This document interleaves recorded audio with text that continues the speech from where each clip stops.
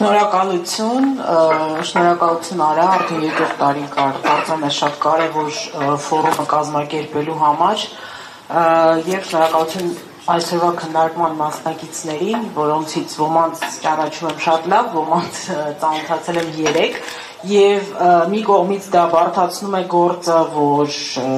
ներկայացնում են այսքան տարբեր ոլորտներ, մյուս կողմից մեզ հնարավորություն կտա խոսելու արդյունավետությունից ամենատարբեր տեսանկյուններից եւ ամենատարբեր ոլորտները հաշվի առնելով։ Ես ինքս իհարկե էներգետիկայի մասնագետ չեմ եւ այս քննարկմանը պատրաստվելու համար որոշ բաներ ստիպված էի ChatGPT անել Հայաստանի հետ կապված եւ բայց քննարկումս ուզում եմ սկսել ավելի ընդհանրական հարցից, թե եթե այսպես մի բառով ներկայացնենք Հայաստանը էներգոարդյունավետության տեսանկյունից որտեղ է գտնվում, դինամիկան ինչպես է գնահատում, պարոն Ջանյան։ Ընդհանուր Հայաստանի մասին է խոսքը, մենք այդ առումով մի քիչ տենց առաջադեմ չենք, առաջին տեղերում չենք իմ կարծիքով եւ այստեղ ես ավելի շատ կուզենայի մենք ուշադրություն դարձնենք եւ դա կարեւոր է շատ ոչ թե եթե Հայաստանի մասշտաբով ենք ասում, թե ոչ կորպորատիվ մեր կազմակերպությունների մասշտաբով ենք ասում, ավելի կարեւոր է ոչ թե էներգոարդյունավետությունը, այլ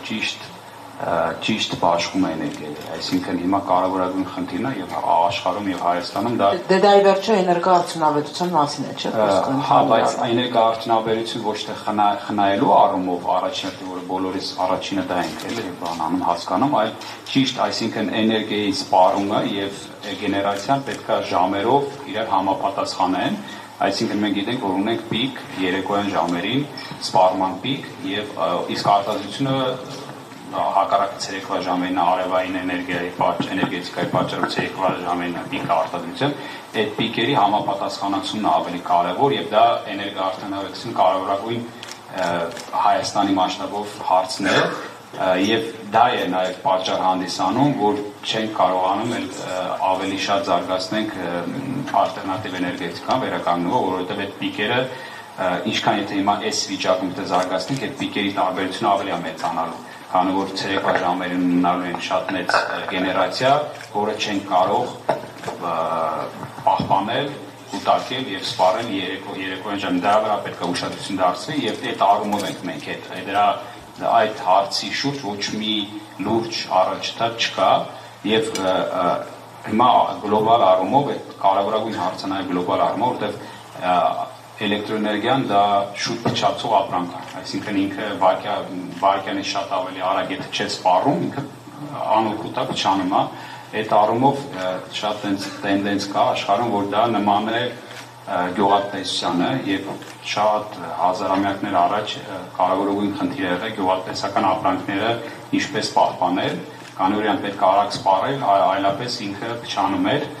եւ դրա լուծումը արդեն շատ տարիներ հետո դա սառնարանների գյուտներ